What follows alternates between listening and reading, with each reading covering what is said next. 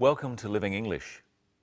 In our drama today, Anne visits a winery, a place that makes wine, and gives her opinion about their wine. She also does some business and gets a good price for the best wine. After the drama, we'll look in detail at the words we use to compare more than two things. Here's today's episode of Sisters and Brothers.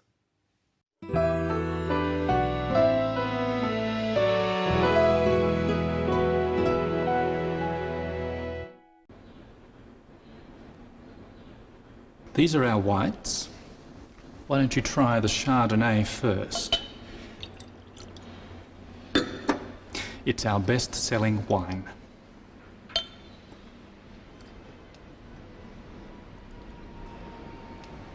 Lovely. Good fruit. Perhaps a little immature? Yes, it's made from some of our youngest vines. It is our most popular white at the moment. Try this Riesling.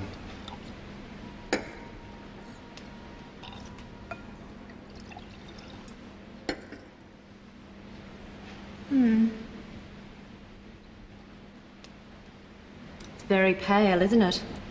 A lot of our customers are finding it very attractive. It's a bit too dry for our market. I think we'll leave that one. But I like the Chardonnay. I think we can sell that. Excellent. Let's try the reds. Our reds are as good as any you'll find around here. What have we got here? This is our Cabernet Sauvignon. It's very popular. A bit too much fruit at this stage. I understand it wasn't a good year for Cabernet in this district. You know your wines, Miss Lee. I try to be prepared. What's your best red? This one. Our Shiraz. And we think it's world class. It's lovely colour. Deepest red. What vintage is this? It's 3 years old now. It'll drink well for years yet, but you can drink it right now too. And what's the price? Well, it's our most expensive wine at $50 retail. I'll think about it. It's certainly got potential, but there are a lot of wines around in this class these days. You've got a lot of competition, Tim.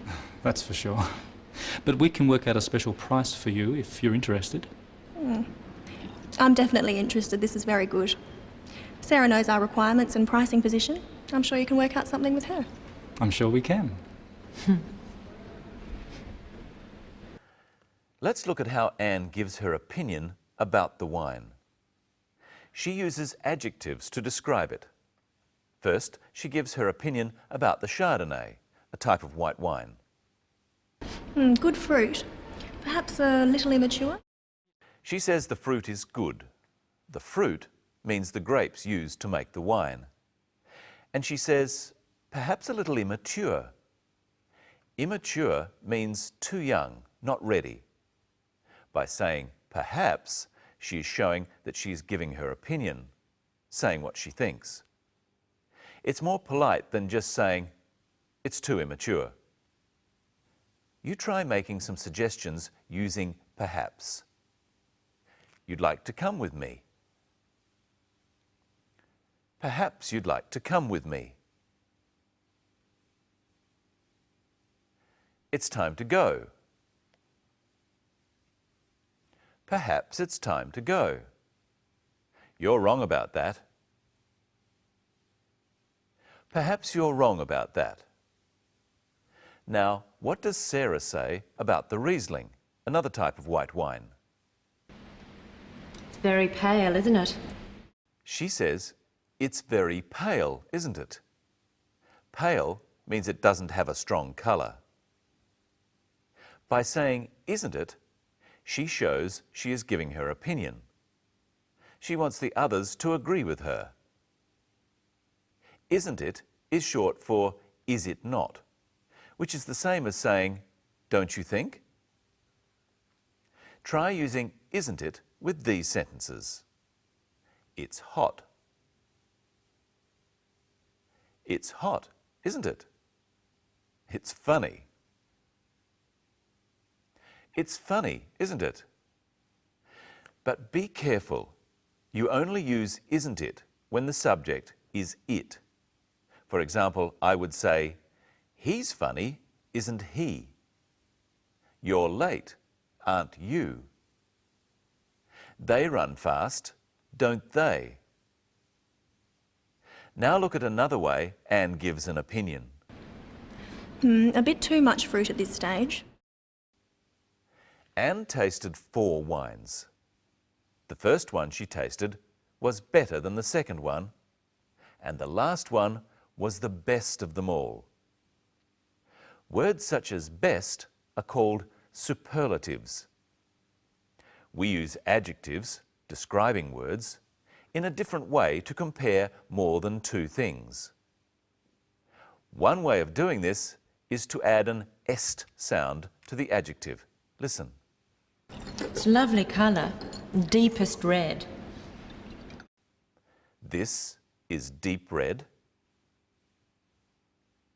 This is deeper red. And this is the deepest red. Practice saying the deepest red with the clip. It's a lovely colour, red. It's a lovely colour, the deepest red. Now listen out for another superlative. Yes, it's made from some of our youngest vines. Youngest.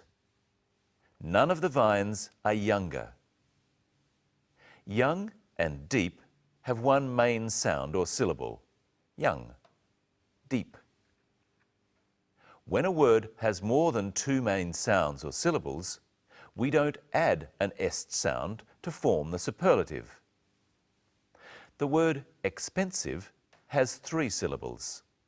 Ex, pen, sieve. Now listen to its superlative form. Well, it's our most expensive wine at $50 retail. Most expensive. With longer words, we add most or the most to form the superlative. Repeat these after me. This wine is expensive. This wine is more expensive than that one. This is the most expensive of all the wines. But with shorter words, we add and est to the end of the word. Repeat these phrases after me. This wine is pale. This wine is paler than that one. This wine is the palest of all. In our next clip, listen for the superlative of another 3-syllable adjective, popular. Pop-u-la. It is our most popular white at the moment. Most popular. And here's the most popular person on Living English, Michelle Crowden. Hello, Michelle. Hello, Brenton. Hello, everyone. Here are 3 potatoes. First, let's arrange them in order of size. Brenton, can you do that? I think so.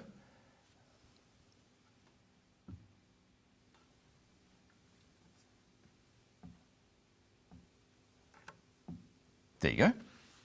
So this one is bigger than this one, and this one is bigger than this one. So this one is the biggest. And as we've already seen, we add to big to make bigger and compare 2 things, and est to big to make biggest when we're comparing more than 2 things. What else happens to the word big? It has an extra G. That's right. The extra G tells us that the word is pronounced biggest and not biggest. What's another example? Hot. Hotter. Hottest. And what's the opposite of big? Small. Small. Smaller. Smallest. It already has a double letter at the end. Now I want you to put these in order of their weight. Oh, okay. I think this one is heavier than this one, but this one is heavier than both of the others, so it's the heaviest. Let's check. Now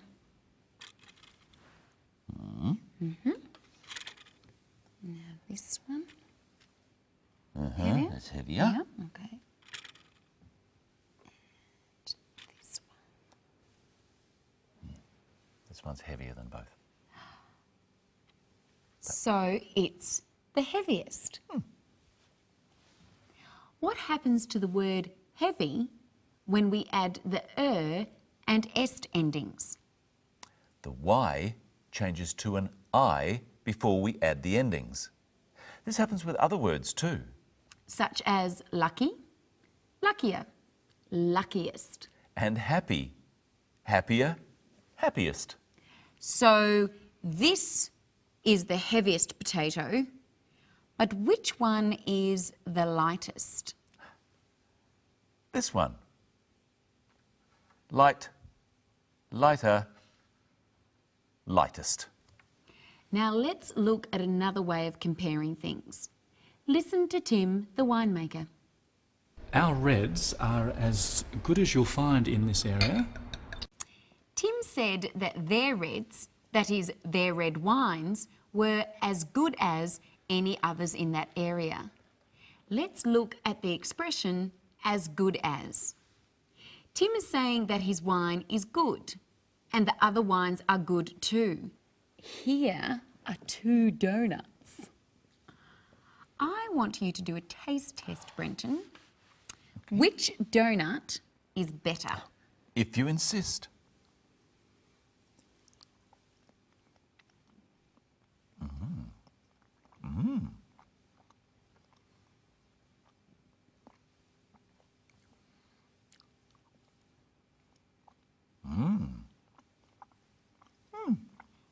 So is this donut better than that one?